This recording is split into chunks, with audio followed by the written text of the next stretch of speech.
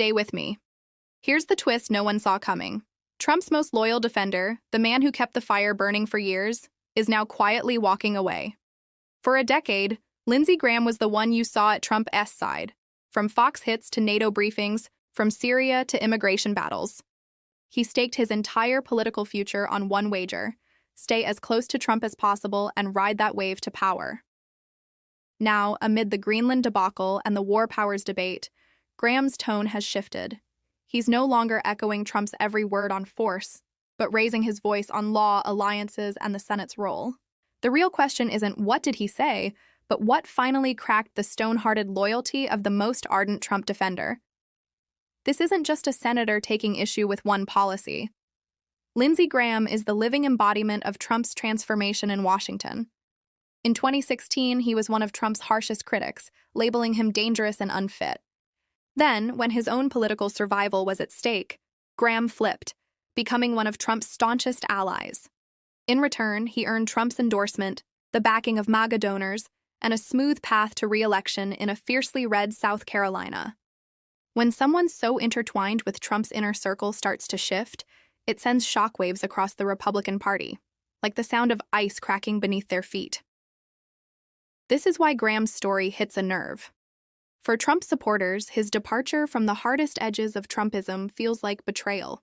For those fearing Trump's influence, this is the proof they've been waiting for, the glimmer of hope that the system can still push back. Yet after years of disillusionment, trust is hard to come by. The only way to truly understand Graham's shift is to strip away the emotion and look at the cold, hard facts, how he tethered his career to Trump when the cracks first appeared, and why survival instincts may be forcing him to redraw his own red lines. Here's where we go from here. First, the loyalist. How Graham built his political life by clinging to Trump. Second, the cracks. Those quiet moments like Greenland and NATO when he started distancing himself from Trump's every word, opting instead to translate Trump's rhetoric into institutional terms. Third, survival math. How electoral maps, donor pressures, and institutional tensions have made this shift less about loyalty and more about self-preservation. By the end, you'll have enough to decide. Is this a cynical pivot, or a rare instance of a politician standing up to say, "There are lines I won't cross, even for the man who made my career"? The loyalist. For years, the narrative around Lindsey Graham was simple: the independent national security hawk who just happened to serve during Trump's era. He was portrayed as a man with his own code, untouched by Trump's influence. But that story crumbles the moment you examine his public record. In 2015 and early 2016, Graham was one of Trump's fiercest critics, calling him dangerous and unqualified. Then, when Trump ascended to the top of the Republican Party, Graham's rhetoric did a complete 180. From rival to reluctant ally, and finally to Trump's unflinching defender on TV, especially in the most controversial policy areas, immigration and security. Look at the milestones. In the heat of his 2020 re-election battle in South Carolina, Lindsey Graham didn't just rely on Trump's endorsement. He weaponized it to fend off a well-financed Democratic challenger. Every appearance, every message became increasingly intertwined with Trump's own brand. As Trump pushed harsh immigration measures, Graham used primetime slots on Fox News to defend Stephen Miller, the mastermind behind those policies, assuring his colleagues that Trump would never abandon Miller and casting critics as the real villains. On foreign policy, Graham emerged as a pivotal figure, backing Trump's aggressive stance on Syria and Ukraine, all while insisting that the president's moves were stabilizing the region, not recklessly escalating it. By 2024 and into 2025, that same pattern spread to Europe and the Arctic. Graham wasn't just speaking. He was on a mission to justify Trump's combative approach to global allies, always presenting it as part of a bigger, more cohesive strategy. When Trump's interest in Greenland turned into a full-blown push for U.S. control over the territory, Graham became the loudest Republican voice arguing that a stronger American presence in Greenland would fortify NATO and challenge the growing influence of Russia and China, trying to sell the idea while downplaying the increasingly concerning rhetoric.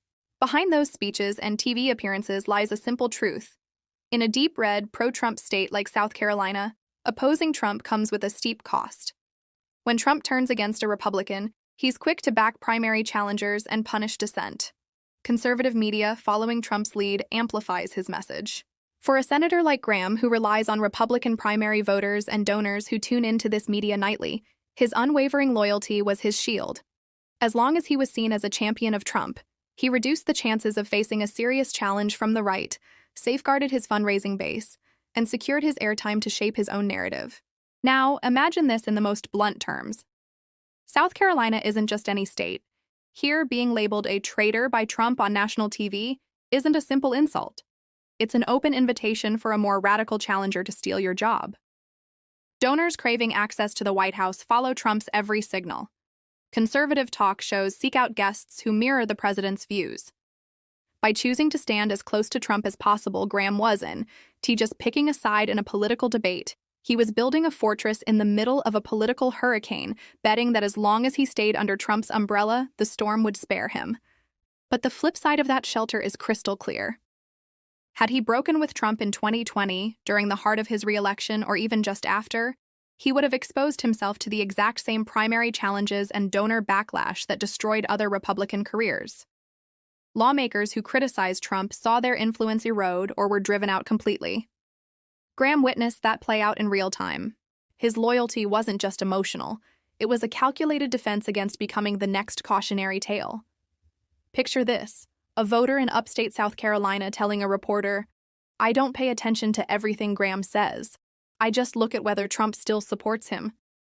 Campaign signs and rally photos often paired their names together. That's what it means to tether your political future to one man's approval.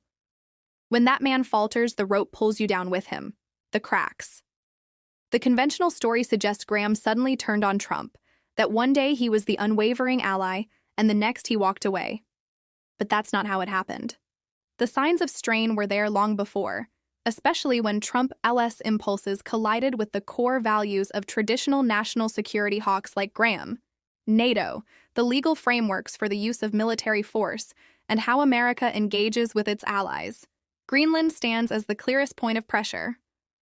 What began as Trump's casual joke about buying the territory soon escalated into serious discussions about military action and leveraging tariffs to coerce Denmark. Europe, initially confused, quickly shifted to alarm. A Democratic senator introduced a resolution to block any attempt to invade Greenland, warning that Trump's words could ignite yet another reckless conflict. Amid this growing tension, when Graham was asked about Greenland, he didn't repeat the invasion rhetoric or brush aside the concerns of European allies. Instead, he focused on Greenland's strategic importance and called for an expanded U.S. presence, framing the goal as a legal and diplomatic initiative. In a January 2026 exchange with reporters, Graham underscored that the U.S. already had a military presence in Greenland and emphasized that any increase should come through strengthened legal and diplomatic ties, not military aggression. That distinction may sound technical, but it's critical. While Trump was leaving the door open to more aggressive options, Graham was publicly drawing a line. More U.S. presence in the Arctic? Yes. Seizing it by force? Absolutely not. When Trump later traveled to Davos and ruled out military action to seize Greenland, while still insisting the U.S. should secure legal control, Graham hailed the speech as one of the most significant from any president. He particularly praised Trump for removing military action from the table and for making a strong case for a legal path forward. Again, Graham wasn't abandoning Trump's ultimate goal. Rather, he was quietly trying to steer that goal back into accepted legal frameworks and alliance commitments, distancing it from the brinkmanship that had unsettled NATO. This pattern emerges again in Graham's broader NATO messaging. In official statements tied to transatlantic meetings, he stressed the unity of allies and the critical importance of the alliance, projecting an image of continuity and reliability, even as Trump's rhetoric toward Europe grew more combative. When European leaders openly questioned Trump's trustworthiness, especially after the Greenland tariff dispute, it was Graham who stepped up to reassure them, insisting that the U.S. still valued NATO and that any Arctic agreement would align with NATO-friendly terms. Internally, Graham is caught between two powerful forces. On one side, his established identity as a national security hawk, pro-NATO, a staunch advocate for U.S. military power, and deeply invested in maintaining a rules-based international order. On the other side, the harsh survival logic of the Trump era: never publicly oppose the president if you want to survive. What you hear in his Greenland and NATO remarks is someone struggling to translate Trump's chaotic, impromptu style into the language of treaties, legal rights, and established alliance commitments. But there's only so much diplomacy can mask the deeper tensions. Greenland and the debate over war powers highlight this conflict sharply. As Trump floats the idea of using military force and economic pressure against a NATO ally, European governments are warning that such behavior could destroy the alliance. Legal experts point out that a move against Danish territory would collide with serious constitutional and international law barriers. Meanwhile, in Washington, Congress is pushing to reclaim control over war powers, seeking to curb presidential authority after years of executive overreach, including efforts to limit Trump's ability to act unilaterally. For a senator who has spent his career arguing that Congress must authorize military force and that America's strength lies in its alliances, witnessing Trump's casual dismissal of both the Senate and NATO puts Graham in an impossible position. If he continues defending Trump's rhetoric, he risks not only his reputation, but the very institutional power of the Senate itself. If he dares to push back, he faces the wrath of Trump and the kind of primary challenges that have decimated other Republican careers. Picture Graham standing in that swarm of reporters on Capitol Hill as the questions come fast. Will you support using force in Greenland? Are NATO allies right to be concerned? He doesn't echo the talk of invasion. Instead, he talks about legal relationships, increased presence, and countering Russia and China within a structured framework. It's a small but telling pause. It's the moment of someone still trying to defend the mission, but no longer able to fully defend the man behind it. That's the real crack. Not a grand public break, not a climactic declaration on the Senate floor, but the split second when a politician stops reciting every script he's been handed and begins rewriting it on the fly. Survival math. Now we get to the heart of the question. Is this betrayal or something closer to a late course correction under relentless pressure? To answer it, you have to strip away the emotional language and zero in on incentives. There are two easy myths. One is that Graham sold out Trump because he suddenly cowered before Democrats or global opinion. The other is that nothing about him has really changed and that any softening in tone is merely theater. Neither matches the full set of facts. What's far more plausible is a three-way pull. The election math in and beyond South Carolina, growing fatigue with nonstop chaos even among conservative voters, and mounting stress on institutions like NATO and the Senate itself. Start with the environment he's actually reading. South Carolina is deeply Republican, yes, but it isn't immune to war weariness or concerns about economic damage from prolonged crises. Veterans, military families, and business owners in that state watch closely how foreign policy choices affect stability, defense spending, and markets. They may back a tough stance on Russia or China, but threatening an ally or flirting with actions that could fracture NATO cuts both ways, especially when Arctic and alliance stability are front-page issues. Zoom out to the national Republican picture. Trump's approach has repeatedly driven the party to the brink of new international flashpoints, from Venezuela and tariff showdowns with allies to the Greenland standoff that rattled Europe and NATO. These moves energize core MAGA voters but also create genuine diplomatic, economic, and military risks. Lawmakers who answer not just to primary voters but to general election electorates are constantly recalculating. At what point does rigid loyalty stop being an asset and start becoming a liability? Graham can read polls and donor sentiment like any seasoned politician. He knows that while Trump still commands intense loyalty in parts of the base, swing voters and some traditional conservatives have grown wary of constant improvisation and disregard for legal constraints. He also sees European partners openly questioning American reliability after Arctic and tariff controversies, adding pressure to a security architecture he has championed for decades. If he aligns himself with every impulsive shift, he risks being remembered not merely as loyal, but as complicit in accelerating the very breakdown he once warned against. Think of betrayal in plain language. Switching sides purely for convenience, denying your past positions, pretending you never believed what you said. A genuine shift in principle looks different. It sounds like someone implicitly admitting, I went further than I should have, and there are lines I won't cross. In Graham's case, he hasn't become a full-time critic of Trump. He still defends core hardline positions on immigration and maintains that advisors like Stephen Miller are not the problem in his view. Yet on Greenland and war powers, he is drawing a distinction between seeking more leverage and embracing the idea of using force against a NATO-linked territory without proper legal and alliance backing.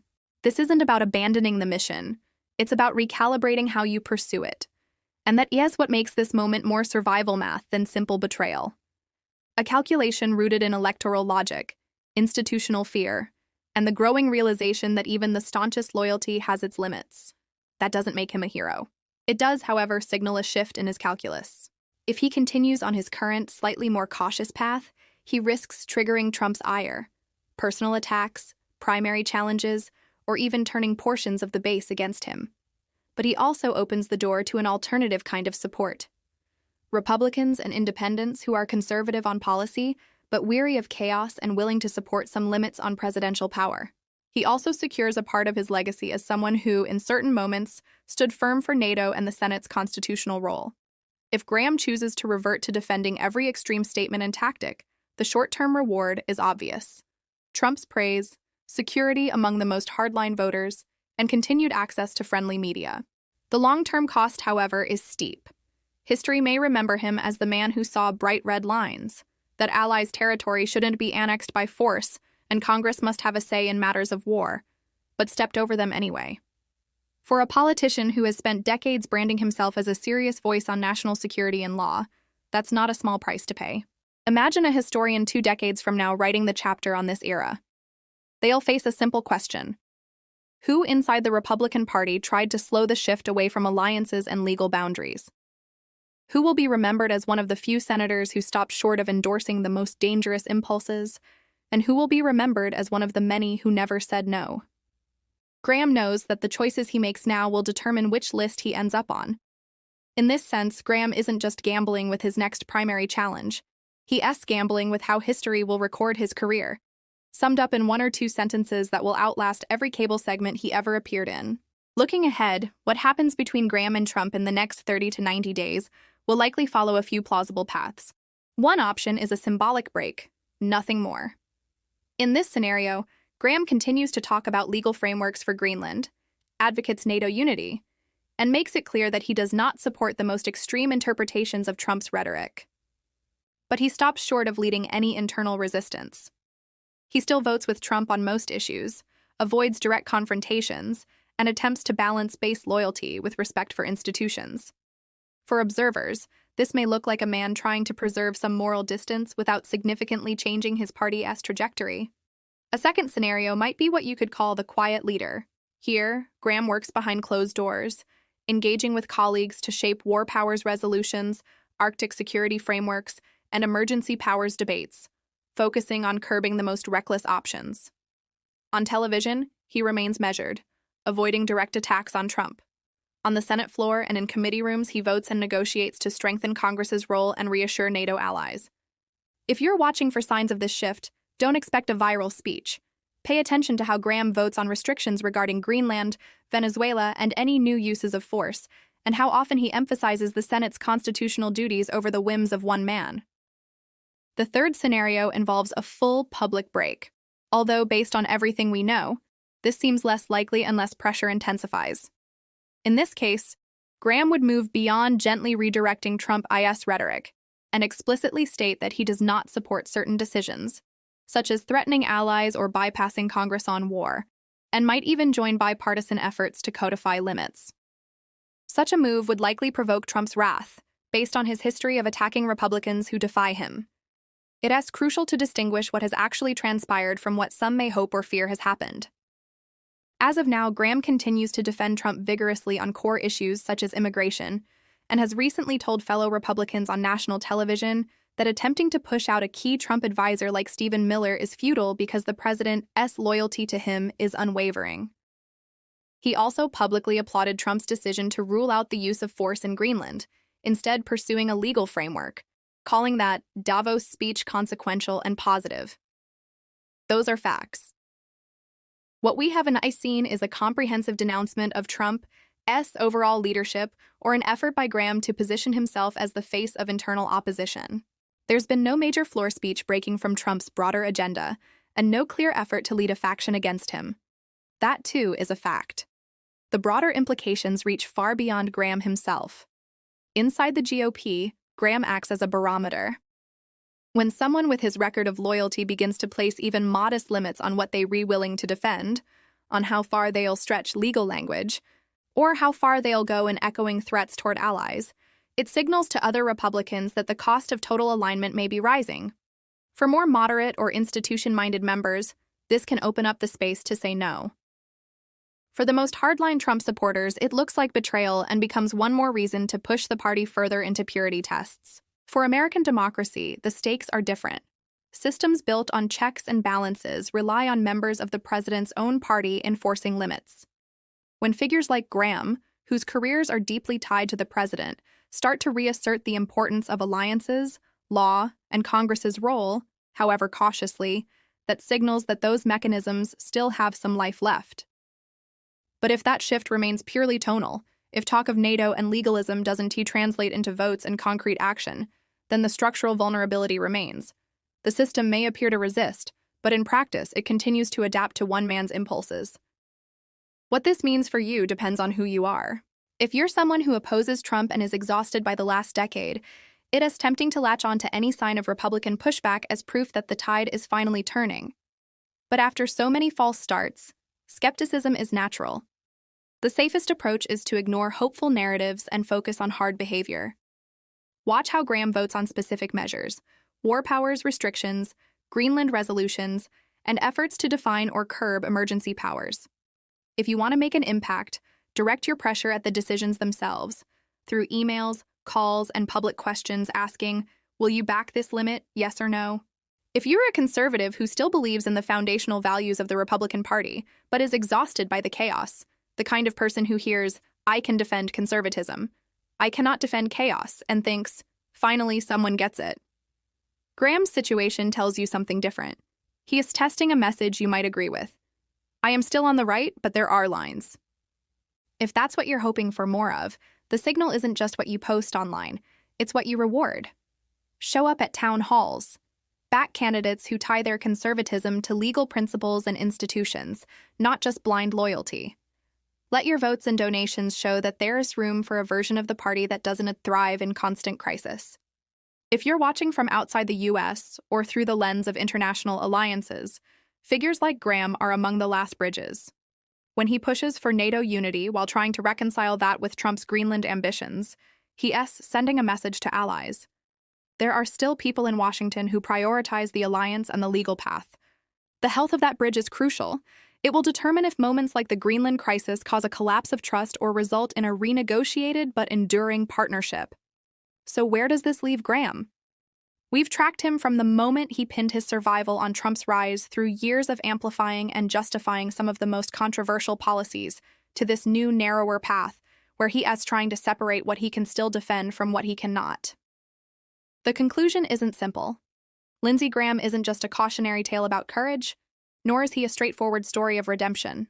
Think of Trump's political movement as a kind of church, with its own creed and rituals, and Graham as the man holding the microphone at the altar. His voice helped shape that creed into something the party could accept. But when the man at the pulpit lowers the microphone, even slightly, the faith doesn't vanish overnight. The sound changes, doubt creeps in, and suddenly everyone in the congregation is left questioning how much of the sermon they still believe. Let me ask you directly. Do you see Lindsey Graham now as an opportunist switching sides because he senses the ship might be heading for the rocks? Or as a man who went all in on loyalty and is now under pressure, trying to find his way back to a line he should never have crossed? More importantly, how many people like him do you want to see in the Republican Party in the next 5 years? Those who stick around trying to steer the system back, or those who walk away and leave the stage to the loudest extremes? Drop your honest thoughts below. I pay close attention to well-thought-out comments because that's where the true map of where this country is headed is being drawn.